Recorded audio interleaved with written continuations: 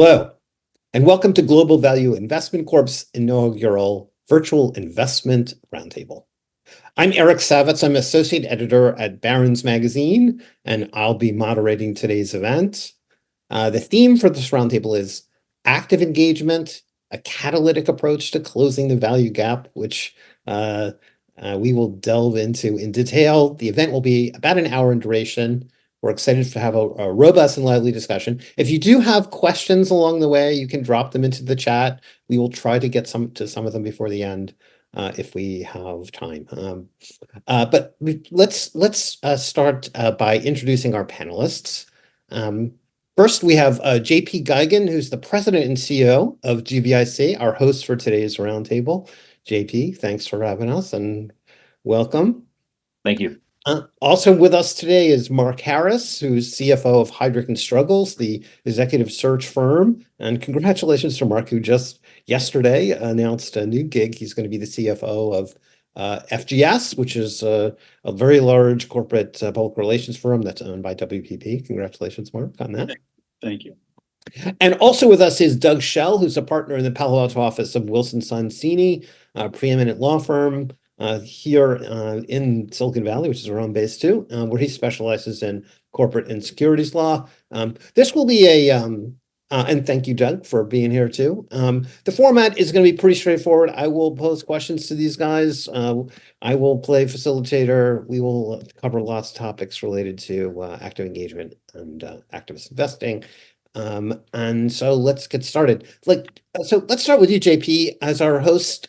You recently published a thought piece on this topic of active engagement with portfolio companies. Tell us a little bit about how you define the term of active engagement and some of what you laid out in that piece. Yeah, thanks, Eric. And it's a good question. Active engagement can be hard to pin down sometimes. If we take a step back and think about today's investing environment, it's easy to get caught up in things like, how's the market doing, or risk-off sentiment, or terms like this. But in reality, the market is really just a collection of hundreds or thousands of underlying securities, many of which are issued by corporate entities. So to be invested in the market nearly always entails some exposure to corporate entities. And when that exposure is through a stock, then the holder of that investment is really a partial owner of an underlying company or an operating entity. And at Global Value Investment Corp, we really approach investment through this lens. So we don't think of ourselves as buying or selling pieces of paper or, I suppose today, snippets of code. Rather, we view equity investment as an ownership interest in an operating entity. And at its core, a company is really just a set of productive assets, either tangible or intangible, that create a product or service that's then marketed and sold to earn a profit. But then how does that profit translate into a return for a shareholder who, after all, when investing, puts their own capital at risk? And that's really the risk of loss, with the expectation that you earn a return on that investment.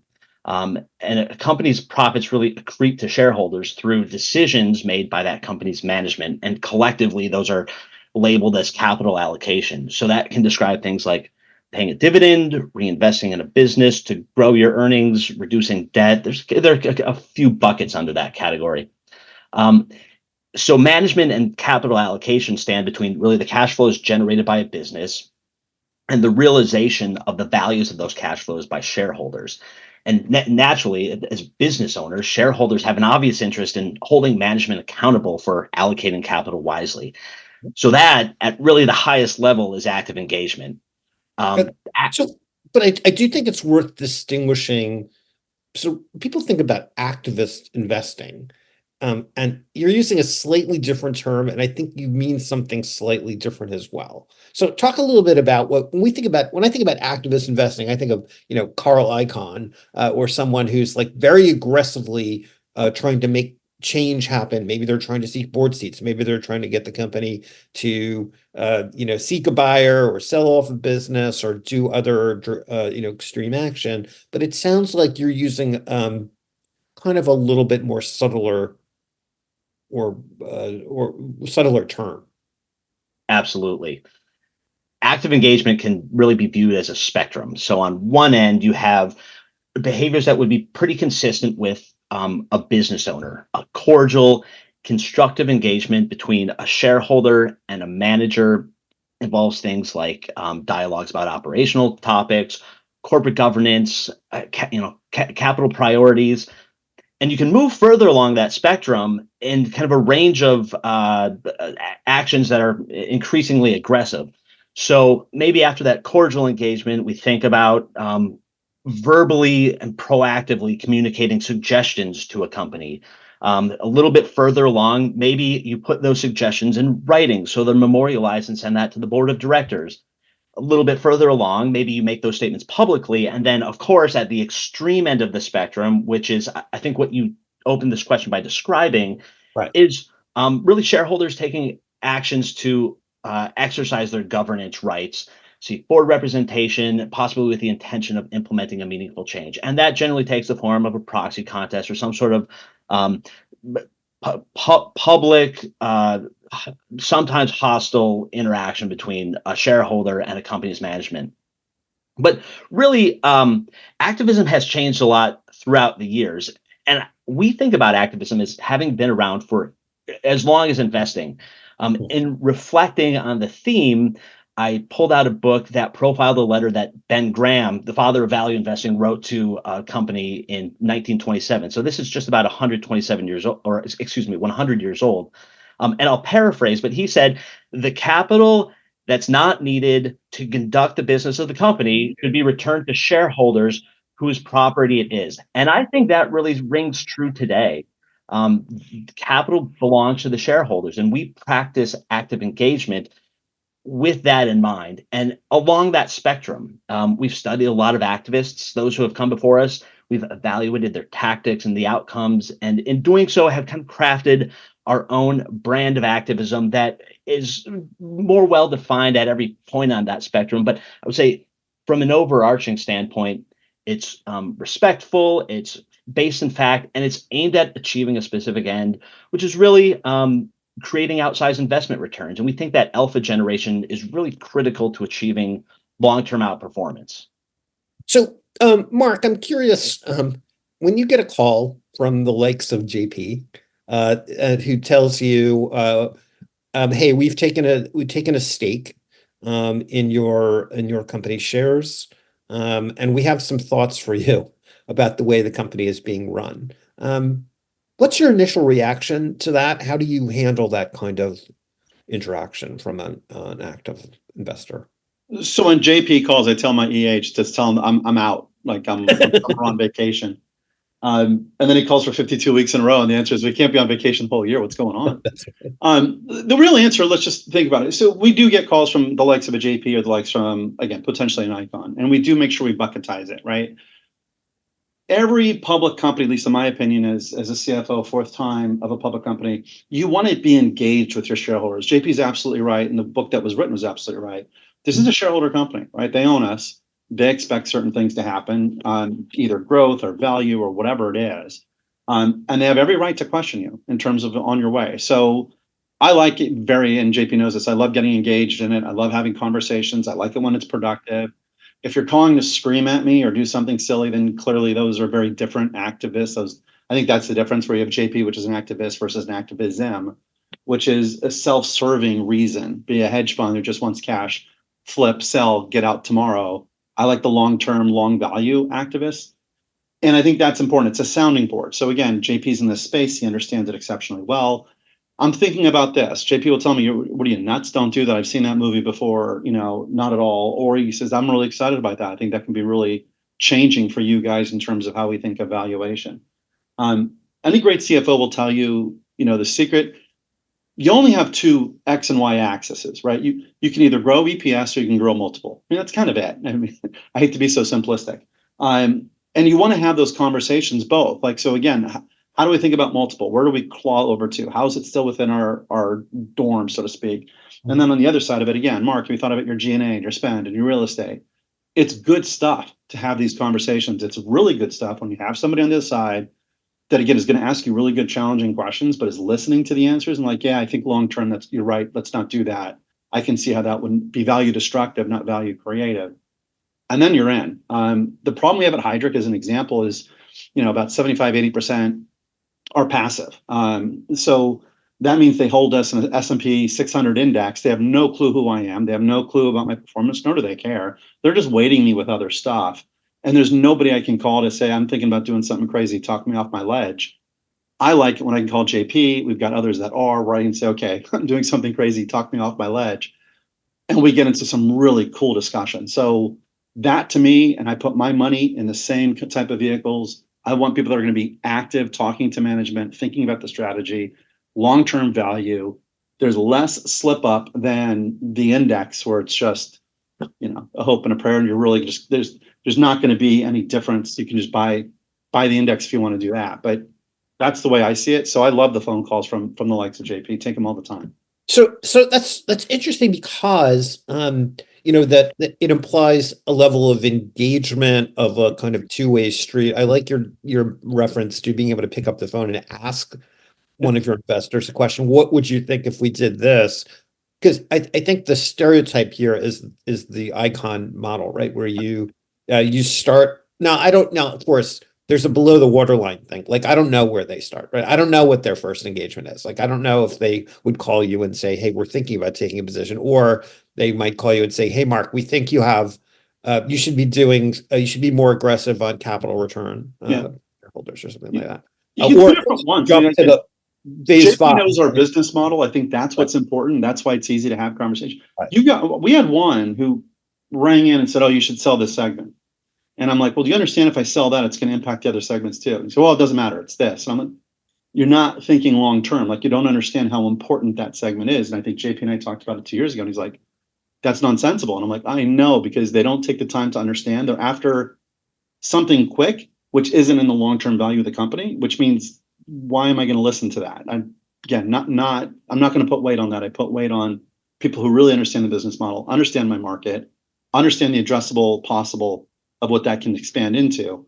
Now let's get into those conversations. So you've got to be a pretty educated activist investor, so to speak, versus somebody, again, Icon Apple, he just wanted the dividend, right? He wanted the $100 billion pumped out, and he had no intention of staying in it. His intention was to get the cash dividend and get out and go do something else. And the answer is, that's great. But again, maybe it's right. I'm not dismissing that, but it also could be wrong. And that shouldn't be as easily dismissed either. The question is, get into a good long conversation before you threaten letters and do all that fun stuff. Doug, how's the landscape changed? I'm curious about, in part, how the level of activity in activist activity changes with shifts in the market. So when you have a bullish market, when you have relatively high valuations, and you could probably argue we have a pretty high valuations right now, market is like at all-time highs. Does that change the level of activity, or is there's always like, you can always find a company that looks undervalued if you're an activist investor? Yeah, it's a really great question. I think there are always laggards in every market, right? And maybe in a market that's really running, the laggards stand out a little bit more. Though, there are a lot of investors pursuing activism strategies of some way, shape, or form now. So, your ability to see something that somebody else isn't seeing is perhaps less than it was in the past, right? Everybody's got the same screens, everybody's seeing the same numbers. But activism, I think, has evolved pretty significantly over at least the last 20 years. And if you go back even to the 1980s, it's evolved significantly from there. If you think back to 2005, 2006, it was a very, rough and tumble situation where people would show up and they'd say, I bought 5% yesterday. I think you should sell the company tomorrow, right? And, it was all public from the first moment. They didn't necessarily have great ideas. To Mark's point, it was just about making something happen, right? I think a lot of the long-only investors sort of took a look at that and said, well, I don't know if I want capital markets to work quite that way, right? And, BlackRock, Vanguard, as they sucked in more and more assets, their influence became larger and larger, and they were able to have a dampening effect on sort of the super aggressive activism. So you've seen it move to more of a constructive approach, right? A approach similar to what JP outlined. Certainly, there are still situations where proxy fights happen, but they tend to be much more of a end stage than from the beginning, right? Nobody is generally showing up, and the first time, the marks of the world are talking to them is when they're saying, okay, we're going to run a proxy fight at this year's meeting, right? It's been a year of engagement. It's been a year of discussion, figuring out, okay, Mark has one view of the world. We have a different one on the activism side, that we cannot find common ground there. So we think we need to as an investor, make some changes.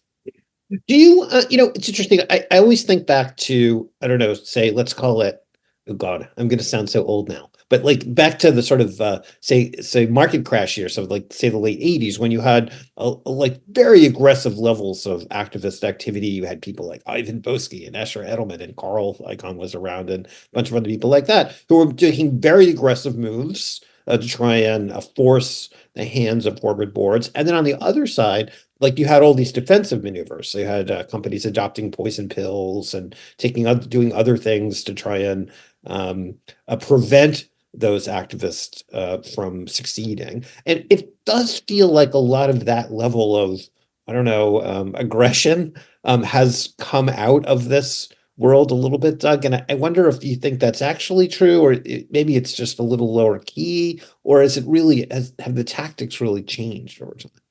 Yeah, I think that's a good observation. I think it is less aggressive, and that's largely through the fact that governance has become more standardized at companies, right? Most public companies who've been public for 5 years or more don't have a classified board. Many of the larger companies allow shareholders to call a special meeting, maybe even allow action by written consent, right? Those were things that weren't true in the 1980s, right? As governance has fallen in line with sort of what ISS and Glass Lewis view as best practice, right? Mm-hmm. That has pulled down a lot of corporate defenses, so that, this idea of, well, it's going to take me at least 2 annual meetings to get a majority of the board at many companies. That's not true anymore, right? You can make a real impact quicker with a non-classified board. I think it's also, boards on the whole are better now than they were years ago, right? I think directors are higher quality. They spend more time. There's more expectation. And, many directors in corporate America have been through an activism situation, maybe at one of their other companies, or maybe they were the CFO at a company, and they get how the game is played. And there is a great desire to be responsive to shareholders. If your CEO comes to you and says, I'm just going to give him the Heisman, and that's all I'm going to do from now on, I think most directors will challenge that CEO and say, boy, that's kind of your decision, but we're a participant in that too. Our jobs are on the line as well. Is that the right strategy for where we want to take everything?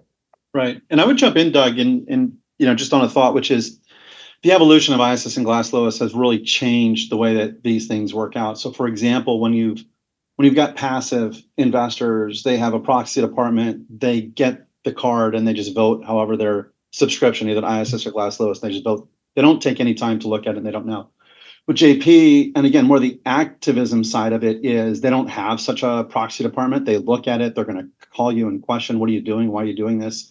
And it's good conversation. And so where ISS and Glass Lewis may say no, and JP and I've talked about this, where JP's like, I'd be all favor for that. And the problem is you've got this quant machine, ISS and Glass Lewis, just spitting out answers without really understanding what's the total 360-degree spectrum of what you should be considering for these matters. And, again, I guess I can go to AI and chat with AI all I want, but you still need a human behind it to really understand the pros and the cons.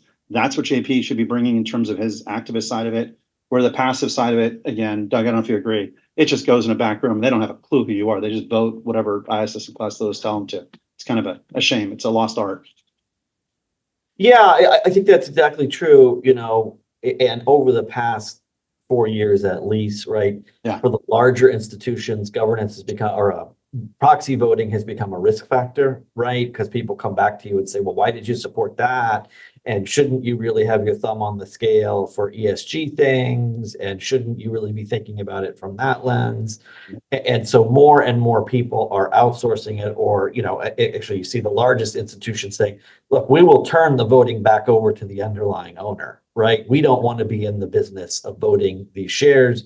You are, you have your little 0.0001% of our fund, of our index fund, right? And you should do the voting for yourself.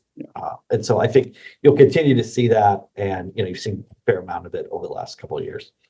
Are you seeing any, JP, you might have thought on this, like as when you have a situation where you've identified an opportunity where there is a substantial passive investor base, which there is really in almost any stock now, right? If it's in an index, is there any opportunity for you to engage with those holders to persuade them that they should pay more attention? Now, obviously, like if you're, let's just take the obvious example, if you're an S&P 500 fund, so you own 500 stocks, so maybe you don't have, to Mark's point, like they're not paying that much attention to sort of the daily goings on at some of these, at some of their portfolio holdings, but it is a large base. And so the question, I guess, gets at whether, are they potential allies for you?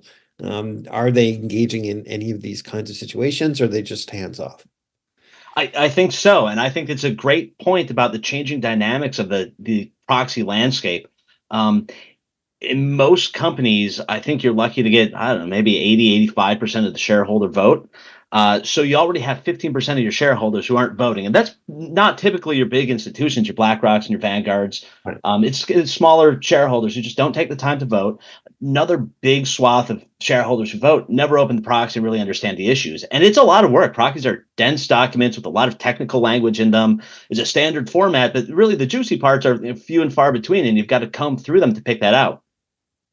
I think actively engaged investors have an opportunity to highlight some of the issues that could be present in the company and to really bring those to light in a more digestible format for other shareholders, institutional and retail alike, to be aware of and to vote on in a more informed way.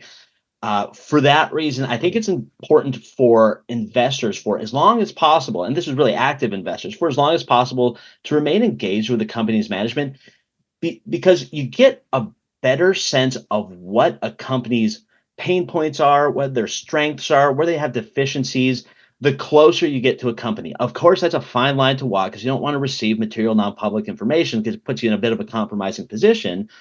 But when we've placed representatives of global value on the inside of the company, of any company in which we're active and achieve governance rights, the feedback is always, without exception, wow, I never knew that what is going on, and I have a completely different view and opinion now that I'm on the inside than I did when I was on the outside. And so we'll never have that on the outside, because there are really effective protections against the dissemination of information to selective shareholders or groups. But you can definitely develop an information advantage by not just quantitatively understanding a company, which is a pretty straightforward exercise, but then really marrying that qualitative overlay. That's who's running a company, what's important to them, what are their priorities, and how do they actually, serve as a steward of our capital. So, one thing I'm curious about is, Mark, you talked a little bit about wanting to be able to engage with some of your shareholders in a direct way, maybe even bounce ideas off of them.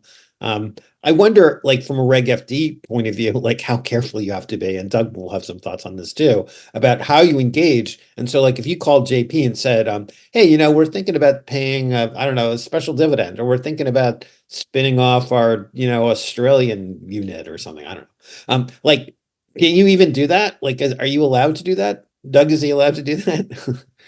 Doug will be able to answer that question a lot better than I can. What I tell you is, to be a public company CFO, you have to be really well versed in Reg FD. You don't want to come anywhere near the lines of that one. But again, in a hypothetical, right? So I want to switch into competing with Oracle and ERP. I'm not doing it. It's a long thought process, but it's just strategically, I wonder if this is a good idea or not. There's nothing wrong with that. If I was contemplating a true underlying dividend or something else, then yeah, you're coming too close to the line. To have a conversation with JP and then a week later announce it, you probably just tripped the Reg FD issue. To have a conversation with JP about, the difference between increasing my current dividend versus doing just a one-off maybe every year. Again, that's academic. Let's have the conversation. It's not a problem. You just can't be very specific about it. So it's not a perfect, in my opinion, and Doug will correct me hopefully, it's not perfectly one or the other. There's definitely some gray elements. I try to stay away from in the gray part. It's not worth the risk, and just talk about things that I think I can talk about. And if there's something I need to talk about, JP, I will thread it in my open commentary in my press release. So right. I say, hey, did you notice, did you pick up this in the press release? This is one of the things I want to talk to you about. So again, it is out there and it's being contemplated. But Doug, tell me if I'm doing it wrong, because I need I think that's exactly right. You're free to talk about hypothetical things, right? If you start saying, boy, should I pay a 5-cent dividend this quarter or a 6-cent dividend, right? That starts to feel not quite right. But it's, should we pay a dividend at all? How are you thinking about capital allocation? Should I buy back more of my bonds, which are trading below par, instead of doing a dividend? Help me see how you're seeing it from the outside. I think that's totally fair game. Right. And if you talk about interest rates, we talk about other costs of capital, the WACC. Again, a lot of the stuff that I like to talk to my investors about sometimes is just, I have a very strong, academic, economic background, but am I seeing it right? I mean, what are you seeing on interest rates? What do you think about the cuts that are coming? When do you think those cuts will be impacted by? Then I start thinking about my cost of capital and how I can structure things a little bit different. That's the good stuff. That's the stuff where you need many points of view to triangulate on what you think is really in that realm of that first standard deviation, if we can say it like that. And then I think you're off to the races. You've got some good grounds now to make some thought process behind it, but you're not tripping anything by letting them know that you're thinking about refinancing a facility in 2026. Right. I'm sure JP could probably figure out that. I would imagine you would. Right. So Doug, so let's have a scenario, right? JP calls Mark and says, "Hey, we've taken a stake in your shares, and we think there's some things you can do to enhance shareholder equity, right? And maybe he goes one step further and says, we think you should form a board committee to consider strategic alternatives, or whatever the sort of jargon of the moment is, right? And so, like, when he gets that call, and then he calls you, Doug, and he says, so here's what happened. Tell me, what's the playbook? Like, what things should I be doing or not doing now as I think about how to engage with JP? How do I respond? What should the board be doing? Like, what are the initial steps I'm going to take when I get that call from GVIC or someone like that? Yeah, really, really great question. I think the one of the first questions I always ask when I get those calls is, are you hearing something similar from other shareholders, right? Because if JP is not the only one saying it, it means probably most people are thinking about it the same way, and maybe that means we need to accelerate what we're doing in terms of responding to that or not. If it's a true one-off and JP just orthogonal and coming in at a totally different angle and nobody else is focused on that, maybe you're not as worried about doing it. But it's are you hearing something similar from other shareholders? What is the board doing in terms of thinking about that? I mean, I don't think it's a secret that a lot of the things people can see from the outside are also things that the board can see from the inside, right? And maybe there are many reasons why they haven't pursued a particular thing, right? A big activist complaint is, well, split up the business and focus, right? Well, maybe to split up the business is a huge tax bill, right? Or things are so intertwined from a back office shared services perspective that to split the business would take 24 months, right? And you're going to end up with 2 subscale companies. So, I think boards are doing a pretty good job at thinking through things, right? So it's what are they doing, and then sort of where are we in terms of the year, right? If the annual meeting just happened, are we coming up to the annual meeting? Where's the leverage point if somebody wanted to get more aggressive? And then it's, how do you as the company want to respond, right? Do you want to do a non-deal roadshow? Do you want to have an investor day? Do you want to add more commentary on this to the next earnings script, right? The usual response to all of this is when somebody calls and says, I'd like to talk to you, is great. When can we talk? Right. And then it's okay, let's talk again after the next quarter, and you want to talk more often than that, right? Engagement is the way to approach it if you're a company.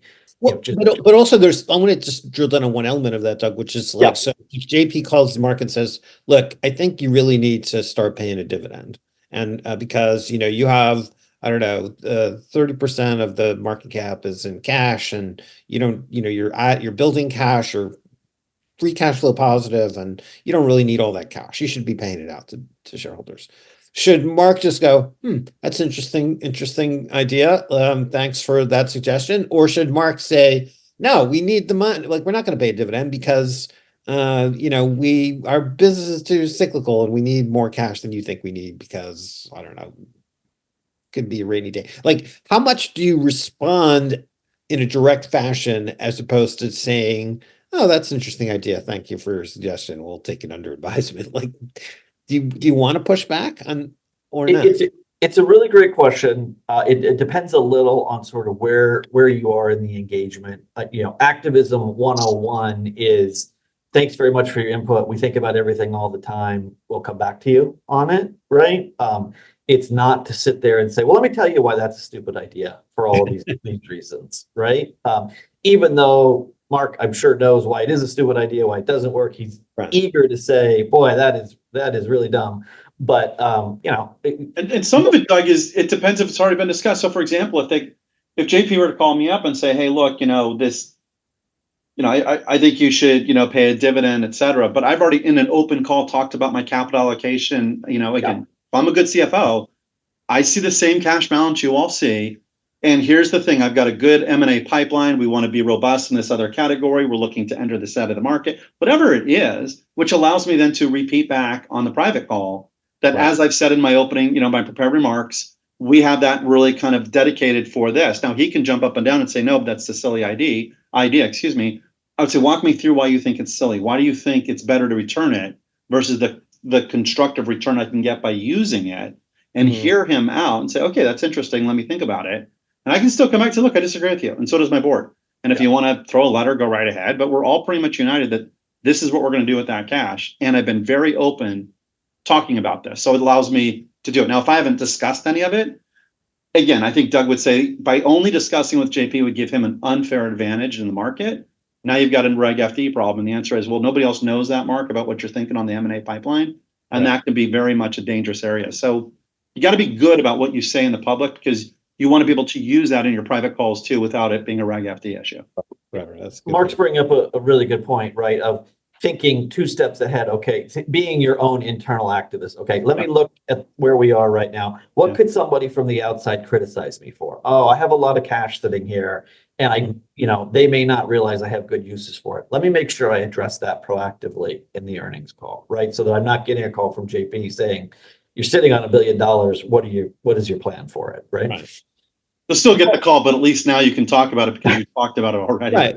Well, Doug, it raises a good question about how much, smarts, and Mark, you have probably have some thoughts about this too. Like a good CFO should know, that there's a vulnerability, where they might, someone is going to figure this out, right? Or so, because it's just, as JP was saying, right? It starts with just the math, right? You look at the valuation, you go, we're only trading at 8 times earnings and 1 time sales, and we don't pay a dividend, but we have lots of cash, and our competitor just got acquired for twice our current valuation. You can there's a whole set of scenarios like that, right? And so I wonder, Doug, whether you come into play early, before JP shows up. Are the smart CFOs planning for this ahead of time, where they know that there's a vulnerability? I don't know, Doug, Mark, you guys have thoughts about that? Good. They should be, right? I mean, the best CFOs are, right? If you're just sitting back and being passive and say, look, I'm just going to keep running my business the way I do it, you're going to get calls from people asking why you're running it that way, right? So the best CFOs, the best, finance functions, best CEOs are thinking, okay, what am I doing? What could somebody say I should be doing differently? Do I want to get ahead of that or not, right? Control the narrative is, I think, important, because if you don't control it, somebody's going to control it for you. Right. That's right. And so one thing I do as a CFO, again, I wait for the triggers. I see them. Last year, we tripped on one, and I had a very big reputable bank come in and do an activism assessment in terms of what would they go after? Where's my vulnerability? I think I know, but I'm not arrogant enough to think that I'm perfect. So they come in and they assessed it, and thank God they came up and said, nope, you're exactly right. The way that you've structured this is probably true. It's not really a risk for you right now. It's limited at best, and here's the reasons why. But I think a good CFO, a great CFO, should always be thinking in terms of disruption. I mean, the problem you always have, again, not with a JP, but an icon, is that the cost of defense is almost the cost of being a public company. I've got to hire counsel. I've got to hire a comms team. I've got to hire, all this stuff, and I'm spending capital where, gee whiz, I'd rather get the 18% IRR if they let me spend it on the acquisition versus this nonsense.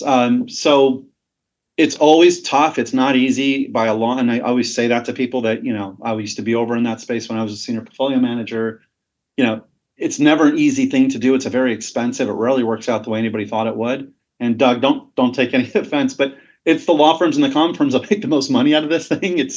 It's not value back to the company. It's certainly not probably value to the activists themselves. So I think it's better just to be engaging, honest, and again, I like transparency. Yeah, here's my risk. I'm vulnerable to it. Guys, I'm going to hit you on the open call. We see it. Here's what we're doing about it. And if I think the answer is return it back to the shareholders, I'm a big fan of that, mainly because I'm one too. So yeah, I'd like to have a nice big cash back and go do something else with it.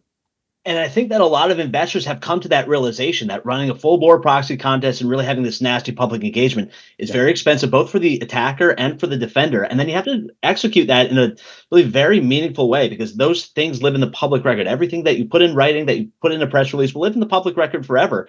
And I don't know about you guys, but I intend on doing this for several more decades. So I don't want someone to, in 2045, look back at what I was doing in 2024 and say, gosh, you were really not very smart about how you conducted yourself. Right. I think a lot of investors will turn up the heat on company managers in private and achieve the desired ends.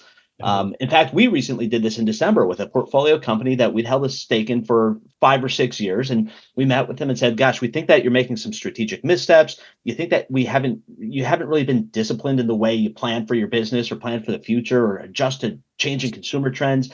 And by the way, we think that you also need some change at the top, because there's also obviously a lack of supervision at the board, which should be guiding strategy. And in the same breath, ask for governance rights. Yeah.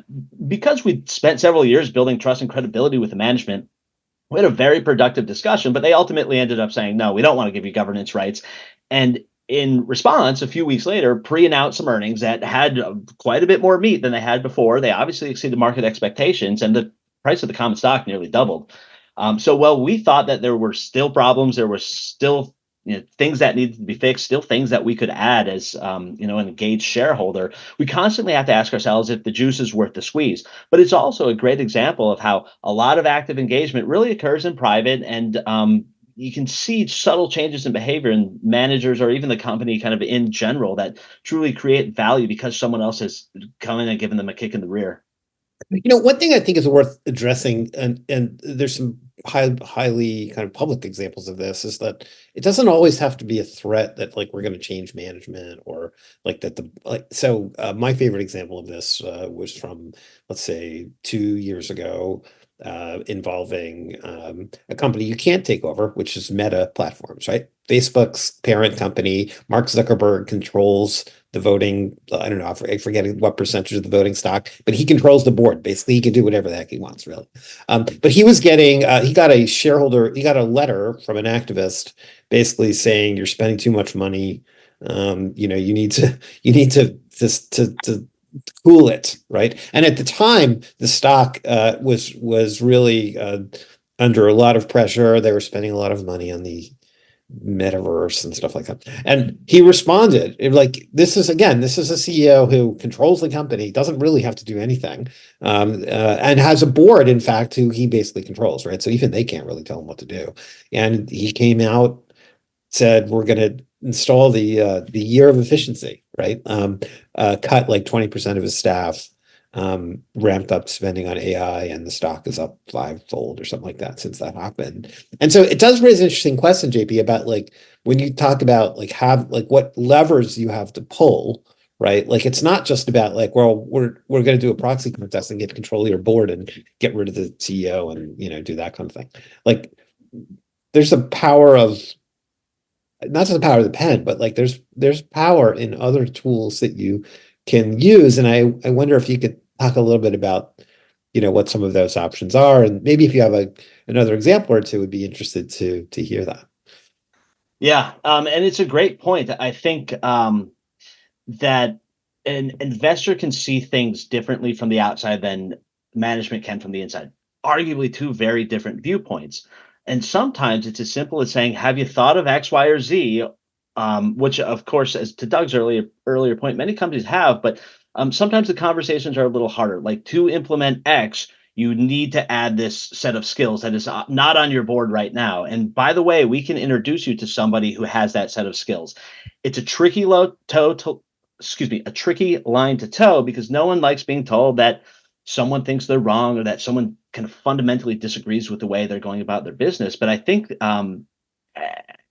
as an investor, developing a really well-informed perspective on a company, opinion on what they should do, and then sharing that opinion in a constructive way can go a long way. Of course, there's always kind of the threat of what comes next. And I think Doug probably spends a lot of time taking calls from companies that say, gosh, what if this goes to the next level? What if it becomes public? What if someone runs a proxy contest? And even that threat can drive really meaningful change.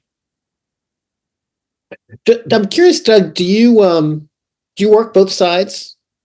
Do you work with both companies and activists? Yeah, mostly with companies, but do help out some select sort of long-term focused investors on some of their campaigns at times.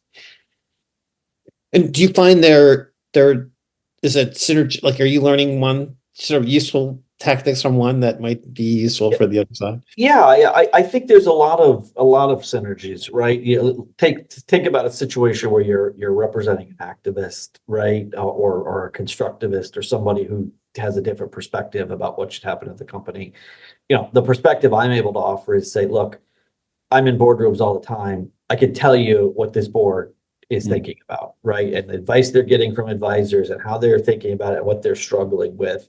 And here are maybe ways that you can achieve some of your goals, right? Or here's off ramps for you and off ramps for the company as you go along, right? So that's, I think, helpful. And the same is true when I'm in a boardroom. I could say, look, I've talked to activists. I've talked about how they think about it. I've helped them with their investments, right?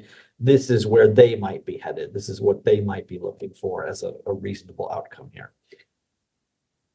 JP, one thing I'm curious about is in reading that piece that you wrote, you talk about I want to talk a little bit about the value part of the equation, right? So there's a lot of people have a value strategy, and over time, there's a view that the sort of generic view is market swings from growth to value or whatever. But like, growth tends to outperform value. Like, it feels like value requires more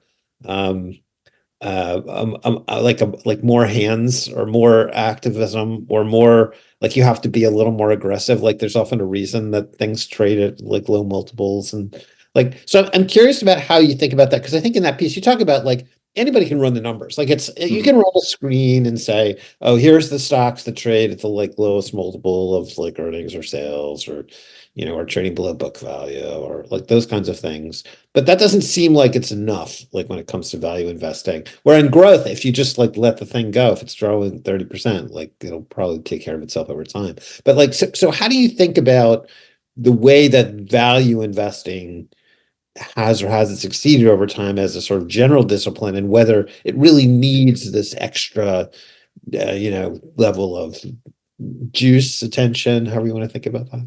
Yeah, it's a great question. And we spend a lot of time internally debating what is value.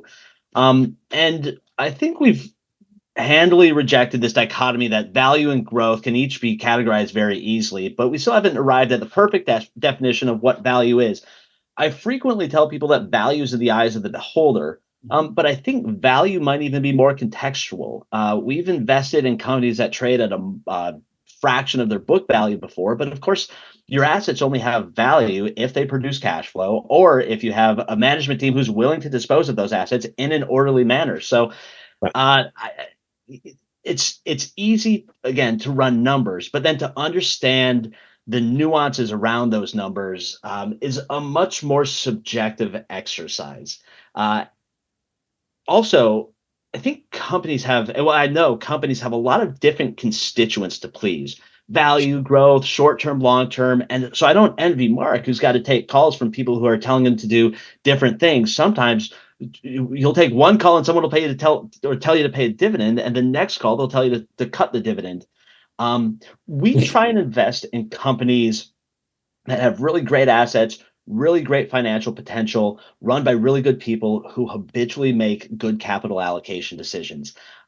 We don't care so much if that is kind of broadly categorized as a growth investment or a value investment. I think if we can earn a return on our capital over a period of time, and everyone can walk away happy with that return, then that's value. That's creating value. We tell management teams that we talk to that we're a long-term engaged investor, and then ask how the management team creates long-term shareholder value. And again, I think that's kind of very contextual. So it's an answer that, or a question that defies an easy answer. Do you start though with like a statistical process, like if you're just like scouting candidates, or is it more, is that sounds like really simplistic maybe, and sort of how the initial steps of like finding potential investment ideas, targets? Yeah, and it's a great question. We run quantitative screens, I mean, just like everybody.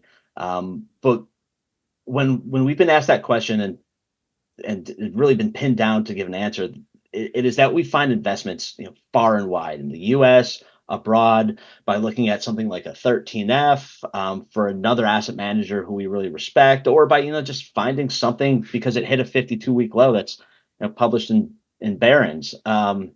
So all over, it is important to us that if needed, we can make a difference. And so in a company like Meta, where Mr. Zuckerberg essentially controls the company, it's a little bit different of an investment proposition than in a company where we can own 5 or 10 or 20% of the stock and hold management's feet to the fire and say it's your imperative to create or to drive a return on the capital that we've put at risk in your company, and we have all these arrows in our quiver to help you do that if we need to light a fire under you.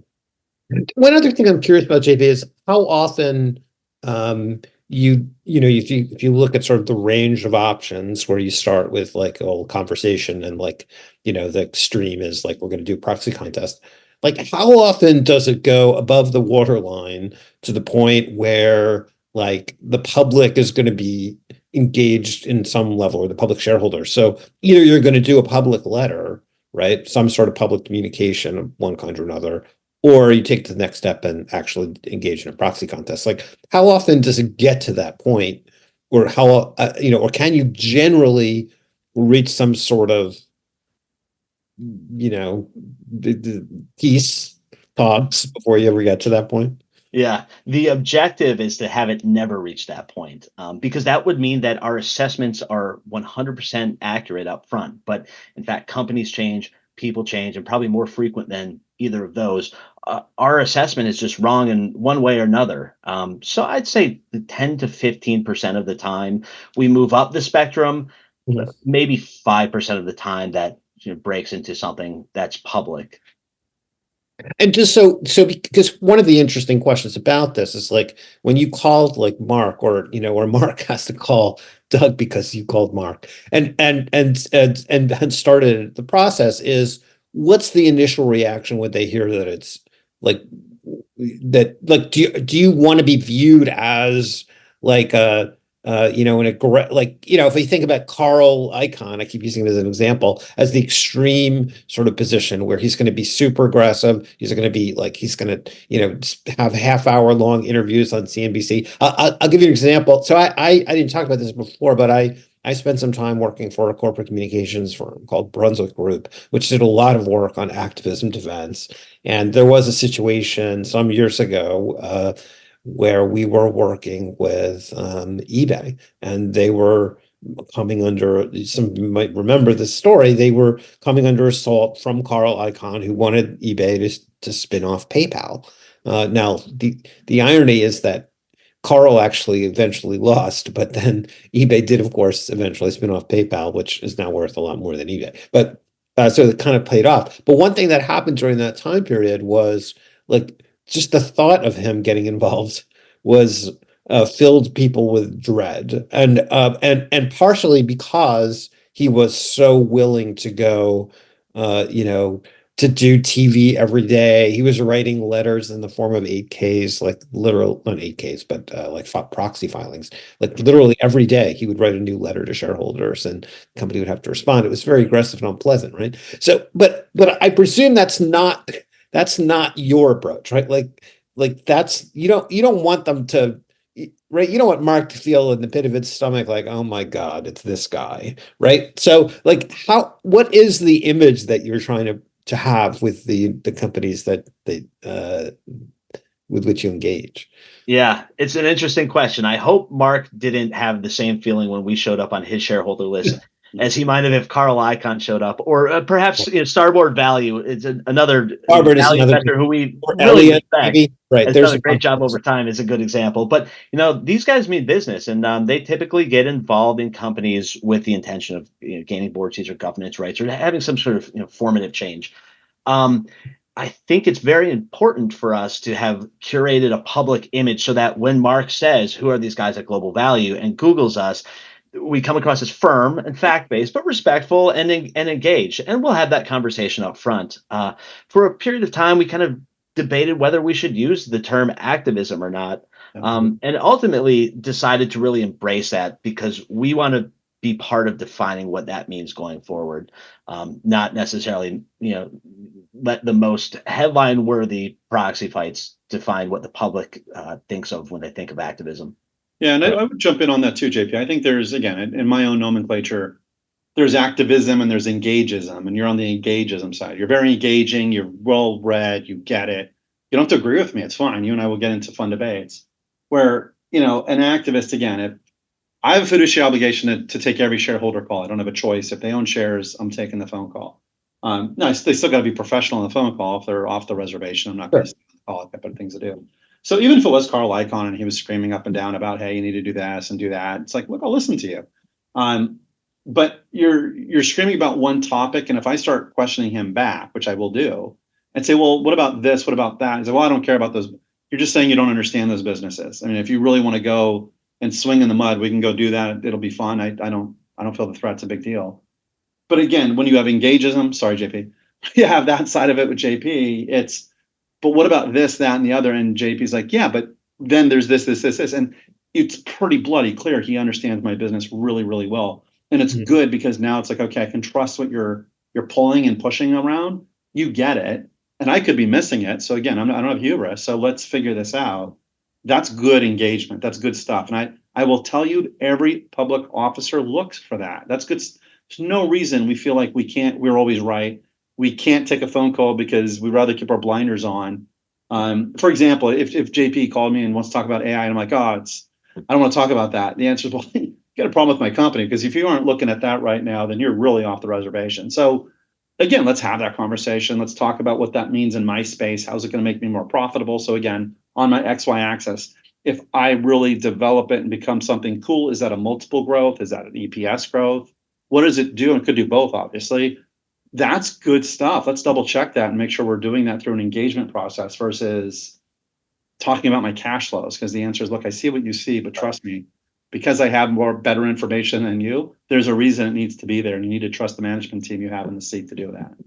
So one other thing I want to touch on, and which I think is related here, Mark, is how you engage the board with some of these discussions, right? Because there are some things that might rise to the level of, okay, the board actually needs to, engage or make a decision or be aware of a conversation, but you may not need to report back to them to every investor conversation you have. So like, how do you manage that, and how do you make sure that you and the board are aligned, like on how to react to a particular situation?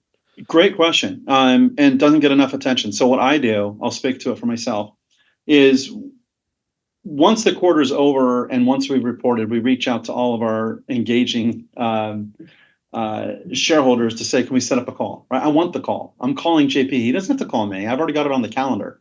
I want to talk to JP and the team and to find out if I'm doing things the right way, what their concerns are, and make sure I get that going. I'll also share with JP, we have this one investor saying this, what do you think? My view is blah. And I'm like, okay, either I agree or disagree. So it's great because I can hear what other shareholders and try to coalesce. What we do then at the end is when we have our next following board meeting, JP doesn't know this, but we have a couple slides, 3 slides actually. One talks about our stock performance and what was driving competitors and analytics and all that fun stuff. But the other is the narrative. Now, we never attribute, because that's always been my promise with my shareholders. I won't attribute anything to you. But if JP says, look, I think you guys are nuts, you're doing this and this, I will say, a shareholder said we're nuts, we should have been doing this and this. And we'll get engagement with the board around it. Like, okay, talk to us about the shareholder. Why did they feel that way? You were talking to them, not us. Because they want to hear that too. Like it can't just sit with me and it can't just sit with my CEO. You've got a board. They're trying to strategically run this business too, right? That's their fiduciary obligation. One is to, make sure the strategy, make sure we're good governors of the assets, and make sure they compensate management team fairly. So strategically, how do you do that if you're not listening to some of your investors who own you and put you in that seat, so to speak? How does that work out? So they've got to hear what I'm hearing. And so we make sure to do a really good job of summarizing that with a little bit of pepper and of quotes here and there. Again, no attribution basis, so they can really see, okay, this is interesting. Or, if someone was being really strong, saying, if you don't, I'm going to replace your entire board unless you do this. Well, okay, that might be an attributable point where we're going to have a conversation, because the next thing's going to be a fight letter. So I don't want anybody surprised by it. So again, we've never had that situation here, but those are the types of things that may change you a little bit. But you definitely make sure to tell the board what investors are saying. They have every right to be heard in the boardroom. Doug, do you, I'm curious of a couple of things I want to follow up with you. One is, how much of the time are you, when you're in a situation with a corporate client, does the issue rise above the waterline to where like maybe you get a phone call from someone like me? Is more of it, does more of it become public, or can you generally get these things tamped down or addressed without it ever becoming a public issue? Yeah, much more of it occurs behind the scenes than occurs in public. In some ways, if it's gone public, that means we're already off the rails, right? In some ways, because we haven't, the company hasn't engaged properly, or we're at loggerheads or something, right? But most of this happens behind the scenes. That's where we always recommend you try to keep it. You have many more degrees of freedom to do something behind the scenes than if somebody puts out something publicly and they've put their stake in the ground and said, the company must do this, right? It's hard to back somebody off of something that they've said publicly. Do you think it's like, is it like an 80-20 kind of thing? Or like, do you have any sense of like how often? Is there like a rough? Yeah, really good question. Probably most things in life are 80-20, right? It's the rule that works for most things. So I think that's probably right. I mean, obviously, it's going to be company and board specific. Some companies are just more willing to bite than others, right? But yeah, I think most activism these days is behind the scenes. It occurs over the course of 6 months to a year. It often results in something happening. JP's was a great example, right? He has some engagement behind the scenes. The company comes out with a different message at the earnings call, and JP steps back and says, okay, I didn't get everything I wanted there, but I got a lot of what I wanted, and I can see that they're at least listening. And so I'll give them another 6 months. I'll give them another year to see if they perform. Right. So we're getting close on time here. I want to do just sort of a quick round with each of you. I'll start with you, Mark. If you were advising someone who was a new public market CFO, maybe your successor at Heidrick, we'll see, on a few things to keep in mind about how they handle activist engagement, if there were 2 or 3 bullets you would give them, what would you say? I guess I mean, the first one is don't be fearful of it, right? Lean in, it's fine. If you're doing everything really well, then there's nothing to be, too concerned about. So one is I don't get a lot of anxiety about it. I think number 2 is you need to understand that they bring something to the table, even if it's Icon. The answer is think about what they're trying to tell you. Don't listen to the scream, listen to what the message is. Ask yourself if it has relevance, and then work the problem, so to speak, either because they're right or because you think they're incorrect, and make sure you communicate it. I think the third element is, to be, collaborative in the engagement, right? So you don't lawyer up or anything like that, in my opinion. I think what you could have outside counsel to talk to them, absolutely. And so again, if it was JP and he was being aggressive, say, look, here's what's going on, here's how I'll respond. They'll tell me yes or no. They'll coach me on how to do this the right way, so we don't have to spend a ton more money on fight letters. And so I think that's really important. I think it's important to have the leadership team acknowledge that they're hearing about it, make sure the board's understanding it.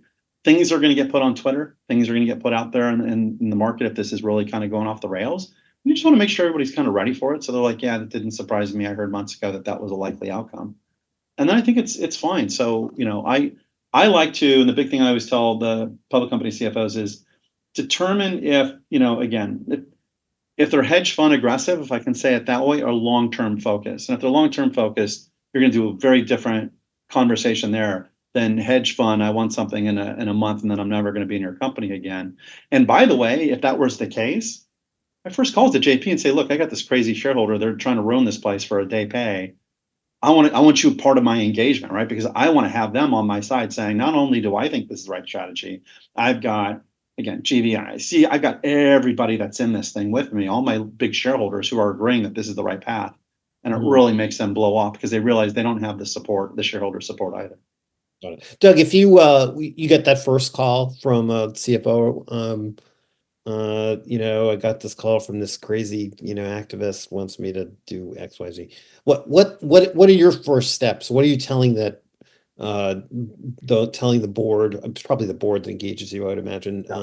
What are you telling them to do initially? Like, what are the first steps when they're worried if there's an activist coming after them? Yeah, it's a great question. I think it's primarily looking first at, okay, where are you vulnerable, right? Are you around an annual meeting? Are you around a time when people can nominate directors? Because that's usually your period of maximum vulnerability. So let's get a sense of the corporate calendar, right? And then it's, don't take it personally, right? These discussions are just business, right? People have different perspectives. That's okay. And engagement, trying to work through it, trying to hold them or hug them tight is usually a better strategy than saying, I'm not going to talk to you. You don't know what you're talking about. I'm very smart. I have monopoly on good ideas over here, and I'm not going to listen to anything that you've got to say.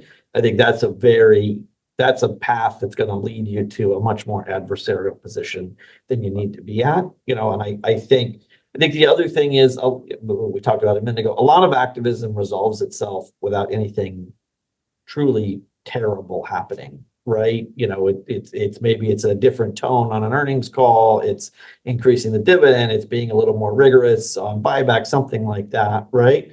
But there's a lot. In other words, don't assume that just because an activist is there, wants to talk to you, the next step is a proxy fight. Right. There's a lot of stuff that has to happen. Right. JP, let's wrap it up with you. I think what I'd love to hear from you is, is why this presents a good opportunity from an investor point of view, right? Like there's lots of ways, obviously, to invest in the market. You can invest passively. You can take a more aggressive approach. Why do you think this is a good strategy, and why now, or maybe it's kind of evergreen? Yeah, look, you can practice active engagement at any point along the spectrum, from the end where your behavior is very consistent to kind of that expected of someone who owns a business, to the other end where you're hyper aggressive, you're in public, you're spending lots of money, you're saying really mean stuff. And each step in the process requires more effort and a more substantial dedication of time and resources than the last, but all points on that spectrum require a heavier lift than you would expect just from passive investing. So I think that under the premise that you have to earn alpha to bring information to the market, and that if you're doing this extra effort, you should be creating alpha, that you should have the expectation of outsized investment returns over time. So look, at Global Value, we're charged with deploying patient capital to really create generational wealth for our firm's clients. But at the end of the day, I think our efforts are really pretty far-reaching, and benefit all of the company stakeholders, other equity owners, creditors, employees, customers, vendors, you name it. A rising tide should lift all boats. And one of the things I love about practicing this brand of activism that we practice is we don't have to, for us to win, someone else doesn't have to lose. That really our successes have a broad and virtuous ripple effect. And for us, that plays out in outsized returns over time. It's something that we're really proud of. Right. Well, we're about out of time. Thanks for everyone who joined us today. It's a great topic. We could have gone further on this, and we hope the conversation was helpful for you. Thanks to our hosts, to JP and his team at GVIC. Thanks to Mark Harris from Hydric and Doug Schnell from Wilson Sonsini. We hope this was helpful, and we wish you have a great day. Thanks, everyone.